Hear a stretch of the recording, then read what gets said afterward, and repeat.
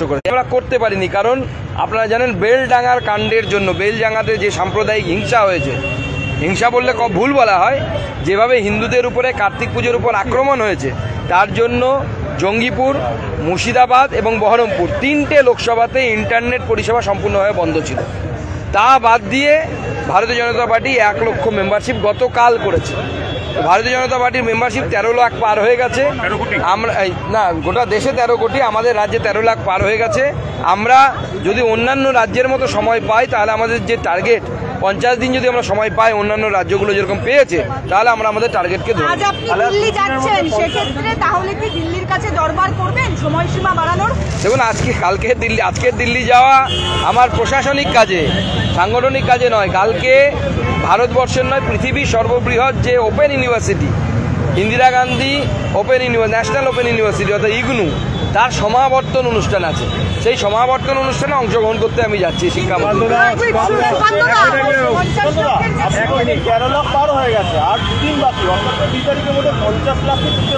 না না না, 2 দিনের মধ্যে তো 50 লাখ ছোঁয়ার বিষয় নেই। এরকম আপনারা মিডিয়াতে যে খবরটা ছড়িয়েছে, এই খবরের কোনো বাস্তবিকতা নেই। এরকম কোনো হয় না, পার্টি কোনো প্রাইভেট কোম্পানি না যে এই টার্গেট ছুতে না পারে তুমি পার্টির মিটিংয়ে যেতে পারবেন, এরকম হয় নাকি? যারা বলছে বা যারা প্রচার করছে, তারা সাংবাদিকতার কোর্স একবার করে আসা উচিত তাদের। হুমায়ুন কবির আবার বলেছেন যে অভিষেক ব্যানার্জিকে এখন ডাইরেক্ট বলছে মুখ্যমন্ত্রী করে দাও, রাজ্যের আইন শৃঙ্খলা পরিস্থিতি ভালো। মমতা ব্যানার্জি এত দায়িত্ব সামলাতে পারছেন না, অভিষেককে দায়িত্ব দিয়ে দেওয়া হোক। এখন তৃণমূল কংগ্রেসের মধ্যে আমি আগেই বলেছি, ল্যাং মারামারি চলছে। আমরা ছোটবেলায় মোরগ লড়াই খেলতাম স্কুলে, গোল কেটে দেওয়া হতো, দুজন 1 পা ধরে মারামারি করতাম, মোরগ লড়াই বলতো। এখন সেই মোরগ লড়াই চলছে এবং ভাইপো চেষ্টা করছে পিসিকে ল্যাং মারার, পিসি চেষ্টা করছে ভাইপোকে ল্যাং মারার। আবার আমার কাছে এরকমও খবর আছে, মাননীয় মুখ্যমন্ত্রী উত্তরবঙ্গের প্রবাসে গিয়ে, উত্তরবঙ্গের ভ্রমণে গিয়ে বিভিন্ন জেলার এসপিডিএমদেরকে বলে এসেছেন যে আমার অফিস থেকে কোনো ইনস্ট্রাকশন এলে মানা হবে, অন্য কোনো অফিস থেকে যেন কোনো ইনস্ট্রাকশন যেন মানা না হয়। অর্থাৎ এই যে ফ্যামিলির যে ড্রামা, সেই ড্রামা এই মুহূর্তে জমে উঠেছে।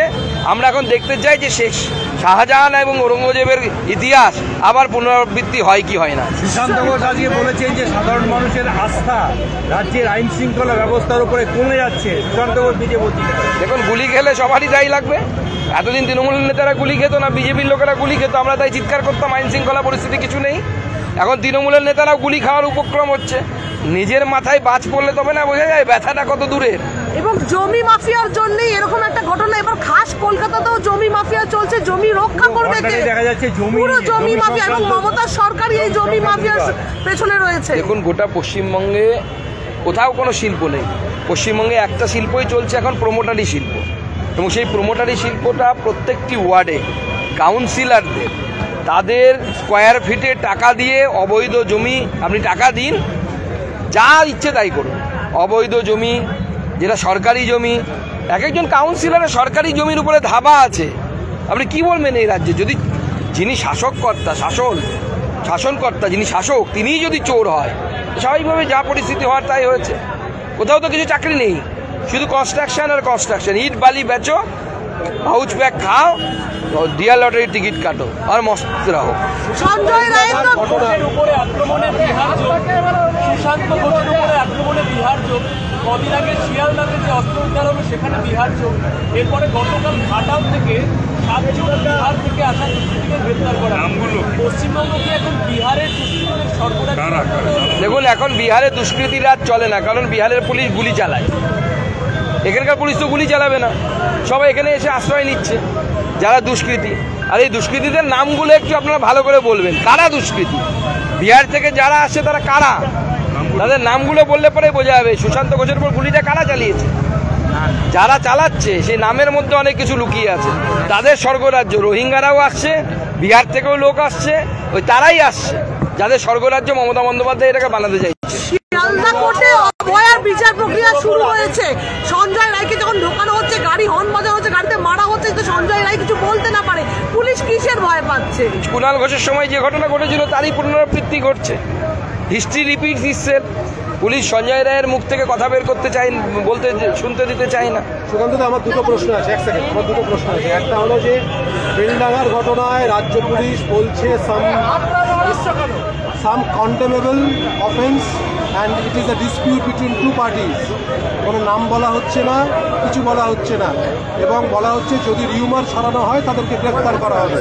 বেলডাঙ্গার এই যে পুলিশের পদক্ষেপ আর বেলডাঙ্গার ঘটনা নিয়ে আপনি কি বলবেন? বেলডাঙ্গার ঘটনাতে যে ঘটনা ঘটেছে পুরো সাম্প্রদায়িক ঘটনা, রাজ্য সরকার তাকে ধামাচাপা দেওয়ার চেষ্টা করছে। বেলডাঙ্গার ঐতিহ্য হচ্ছে কার্তিক লড়াই। ওখানে যে সাম্প্রদায়িক শক্তি বছরের পর বছর, প্রথমে সিপিএম, কংগ্রেস এবং তারপরে তৃণমূলের দুধ ভাতে বেড়ে উঠে যে কালো সাপ তৈরি হয়েছে, সেই সাপ এখন চাইছে যেন তেন প্রকারেণ কার্তিক লড়াইটা যেন বন্ধ করা হয়। এবং কার্তিক লড়াই বন্ধ করার জন্যই এই ঘটনা ঘটানো হয়েছে। কারণ আপনি যদি খোঁজ নিয়ে থাকেন তাহলে দেখবেন যে কার্তিক লড়াই বা কার্তিক পুজোতে প্যান্ডেল যিনি দিচ্ছেন তিনি ধর্মে মুসলিম, যিনি লাইট দিচ্ছেন তিনি ধর্মে মুসলিম, এবং সেখানে একটি কথা দিয়ে, যে কথা নাকি লেখা হয়েছিল সেখানে, সেই নিয়ে বিরোধ বাঁধানো হয়, যেখানে পুজো কমিটির কোনো রোলই ছিল না, শুধুমাত্র নির্দিষ্ট প্ল্যানিং করে। এবং এদের সাথে জামাতের যোগ আছে কিনা আমরা দেখেছি সোশ্যাল মিডিয়ায় এক একজন মানুষ যারা একটি বিশেষ ধর্ম সম্প্রদায়ের, তারা ওপেনলি চ্যালেঞ্জ করছে যে সমস্ত লোককে ডেকে আনো, সবাইকে বলছে যে তোমরা এসো এবং মেরে বেলডাঙ্গাকে সমতল করে দাও। এই যে সাম্প্রদায়িক শক্তি আশকারা পাচ্ছে হচ্ছে মমতা বন্দ্যোপাধ্যায়ের জন্য। এদের মাথা ঘুরিয়ে দেওয়া উচিত। এই সাম্প্রদায়িক শক্তিকে বাংলায় স্থান দেওয়া উচিত নয়, নচেত কিছুদিন পরে আজকে বেলডাঙ্গায় হচ্ছে, কালকে কলকাতাতে হবে। আদিবাসীদের জমি, সরকারি জমি, আদিবাসীদের উৎসবের জমি, 19 বিঘে জমি দখল করেছে আউশ গ্রামের তৃণমূল নেতা। আদিবাসীদের আবেগ নিয়েও দুর্নীতি করবে তৃণমূল। দেখুন, গোটা রাজ্য জুড়ে তৃণমূল যে নেতারা আছে তারা এক একজন এক একটা জায়গায় জমিদার হয়ে গেছে, তারা যা ইচ্ছে তাই চাইছে। তৃণমূলের একটা নেতার নাম বলুন না কেন। আমি আজকে শুনে অবাক হয়ে গেলাম, একজন অধ্যাপক যিনি তৃণমূল কংগ্রেসের কৃষ্ণকলি ম্যাডামের কলেজে পড়াতেন, তিনি বিজেপি জয়েন করেছে বলে তার প্রমোশন থেকে শুরু করে সমস্ত কিছু আটকে দেওয়া হয়েছে। উল্টো দিকে কৃষ্ণকলি ম্যাডাম, যিনি তৃণমূল কংগ্রেসের শিক্ষকদের সংগঠন দেখেন, তিনি মাসে 10 দিনও কলেজে যান না। আমি চ্যালেঞ্জ করছি, প্রমাণ থাকলে উনি প্রমাণ দিয়ে দেখাক যে উনি 10 দিন কলেজে যান মাসে, মাইনে তুলছেন কারি জনগণের টাকা। এইভাবে গোটা রাজ্যটা লুটের রাজ্যে পরিণত হয়েছে। কালকে দেখলাম যে নদীর পাড়ে, আমি গেছিলাম কালকে মহেশতলাতে, সেখানে সৃজন গ্রুপ, সেই সৃজন গ্রুপের আড়ালে সবাই বলছে ভাইপোর টাকা খাটছে, নদী দখল করে বাড়ি হচ্ছে, বাবুদের বাগান বাড়ি, বিরাজ বাড়ি তৈরি হচ্ছে, সেখানে ভাইপোর টাকা সৃজন গ্রুপে খাটছে। প্রধানমন্ত্রী আবাস যোজনায় ভুরি ভুরি অভিযোগ, নামের তালিকা বাদ যাচ্ছে গরিবদের, তারা অভিযোগ করছে এবং আমরা ধারাবাহিকভাবে দেখিয়ে যাচ্ছি সেটা। এটা নিয়ে কি বলবেন? এবং কাটমানির অভিযোগ তুলছে। না, আবাস যোজনায় তৃণমূল চুরি করবে না, এটা হতে পারে না। তো সব জায়গাতেই চুরি করছে তৃণমূল, এবং চুরি এ দুটো সমার্থক। আমাদের রাজ্যের মানুষও জেনে গেছে, রাজ্যের মানুষও জানে যে তৃণমূলের নেতা চুরি করবে না। শুধু একটাই খারাপ লাগে, আমাদের মানুষের কাছে তৃণমূল এমন একটা পারসেপশন তৈরি করে দিয়েছে যে নেতা মানে চোর। তাতে যে আমাদের মতো বিরল প্রজাতির জীবও আছে, সেটা মানুষের কাছে এখন পারসেপশনটা চেঞ্জ করে দিয়েছে তৃণমূল, যে নেতা মানে। কেন্দ্র সরকারের সুযোগ তো পাচ্ছে না, কেন্দ্র সরকারের সুযোগ তো পাচ্ছে না দেখুন বাংলার মানুষ, সেটা বলেন। দেখুন, কেন্দ্র সরকার সুযোগ পাবে না এই জন্য, যদি চুরি না বন্ধ হয় কেন্দ্র সরকার টাকা দেবে না। কেন্দ্র সরকারের টাকা চুরি করার জন্য নয়, কেন্দ্র সরকারের টাকা গরিব মানুষের বাড়ি তৈরি করার জন্য।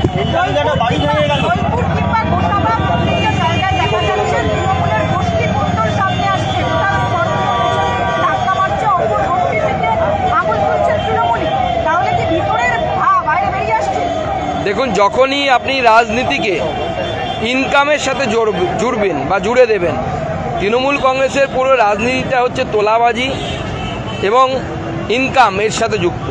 তো স্বাভাবিকভাবে যখনই স্বার্থে ঘা পড়ছে, অর্থাৎ মাল কামাই কম হচ্ছে, তখনই তৃণমূল কংগ্রেসের নেতাদের মধ্যে লড়াই হচ্ছে। সময়ের সাথে সাথে তো তৃণমূল বাড়ছে, সব নেতাদেরকে নিয়ে গিয়ে তৃণমূলে ঢোকাচ্ছে মাননীয় মুখ্যমন্ত্রী, স্বাভাবিকভাবে তাদের বিরোধ বাড়ছে। আরো ইন্টালিকাটা বাড়ি ভেঙে গেল, 2 জন মারা গেল, তারপর পুরসভা বিপজ্জনক বাড়ি করছে, তাহলে পুলিশ আর প্রশাসন, মানে পুলিশ আর পুরসভা কি করছিল? ঘুমোচ্ছিল হয়তো। আর আমাদের ফিরাদ হাকিম সাহেব তো নিজের লোকেদেরকে বাঁচাতে ব্যস্ত, তার লোক গুলি খেয়ে যাচ্ছে সুশান্ত, তো গুলি খেতে খেতে বেঁচে গেল কোনো রকমে। তো বেচারা কোথায় যাবে আমাদের বিধায়ক, আমাদের মহানাগরিক নিজের এলাকার দুর্গা মণ্ডপ বাঁচাতে পারছেন না, বাড়ি কোথা থেকে বাঁচাবে? নিজের এলাকা একসময় এই মহানাগরিককে আমি টিভিতে দেখেছি গর্ব করে ক্যামেরার সামনে বলতে, আমি ফিরাদ হাকিম, আমি নিজে দুর্গা পুজো করি। ভালো কথা, কিন্তু আপনি আপনার এলাকার দুর্গা মণ্ডপ, দুর্গা প্রতিমা রক্ষা করতে পারছেন না, তাতে হামলা হয়ে যাচ্ছে। আপনার এলাকার মধ্যে, আপনার বাড়ির পাশের এলাকাতে, সে বাড়ি শতাব্দী প্রাচীন বাড়ি কিভাবে রক্ষা করবে? না, তাহলে বিপজ্জনক বাড়ি নিয়ে কি পুরসভার কোনো পলিসি নেই তো। There is no policy regarding the old and as well as the old building. Acropolis বলে আবার আগুন লাগলো, পুরসভা তো আবার ভূমিকা। অ্যাক্রোপলিস বলে 6 মাসের মধ্যে আবার আগুন লেগে গেল, পুরসভা কিভাবে পারমিশন দিল? 6 মাসের মধ্যে আবার আগুন লাগলো, পুরসভার কোনো দায়িত্ব নেই। বিপজ্জনক বাড়ি আর একদিকে আগুন লাগা। পুরসভাকে আপনি পয়সা দেবেন, সব হবে। তৃণমূল কংগ্রেস গোটা রাজ্যটাকে শপিং মলে তৈরি করে নিয়েছে, ফেলেছে। আমরা টিভিতে অ্যাডভার্টাইজ দেখি না, এই দোকানের ওই শাড়ি ভালো, ওই দোকানের ওই শাড়ি, একটাই মল, সব শাড়ি পাবেন। তো এই রাজ্যটা হচ্ছে সেরকম মল তৈরি করে হয়েছে। আপনার কয়লা চাই, তৃণমূল আছে। গরু পাচার করবেন, তৃণমূল আছে। মল খুলবেন, অবৈধ বাড়ি নির্মাণ করবেন, তৃণমূল আছে। যদি উপযুক্ত পয়সা দিতে পারেন, নবান্নটাও বিক্রি হয়ে যাবে। চিন্তা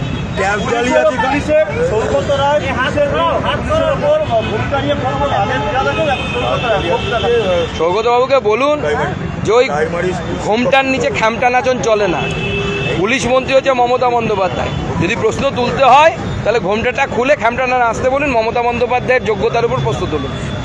ট্যাব চালিয়ে দেয়, দেখা গেল শিলিগুড়িতে শিক্ষকই অভিযুক্ত। খোঁজ নিয়ে দেখুন, নিশ্চয়ই তৃণমূল শিক্ষা সেলের নেতা হবে। তো তৃণমূল হওয়া মানে চুরি করার গ্যারান্টি, এই গ্যারান্টিটা আছে। মোদিজির গ্যারান্টি যেমন আছে আগামী 5 বছর রেশনে ফ্রিতে চাল দেওয়া হবে, রেশনে ফ্রিতে জিনিস, পিডিএসে জিনিস দেওয়া হবে, সেরকম তৃণমূলের গ্যারান্টি হচ্ছে মোদিজি চাল পাঠাবে, তৃণমূল চুরি করবে। রাজ্য উপাচার্য নিয়োগ করেছিল, বেশ কিছু দুর্নীতি হয়েছিল। রাজ্যপাল যখন উপাচার্য নিয়োগ করলো, সেই দুর্নীতিগুলো আজকে সামনে আসছে এবং সেটা নিয়ে তৃণমূল প্রশ্ন তুলছে। দেখুন, রাজ্যের উপাচার্যের নিয়োগের ক্ষমতা যেন তেন প্রকারের মমতা বন্দ্যোপাধ্যায়ের হাতে। মমতা বন্দ্যোপাধ্যায় চাইছেন ওই জন্য যে বিশ্ববিদ্যালয়গুলো দেখুন চুরি করতে করতে ফাঁকা হয়ে যাচ্ছে মার্কেট।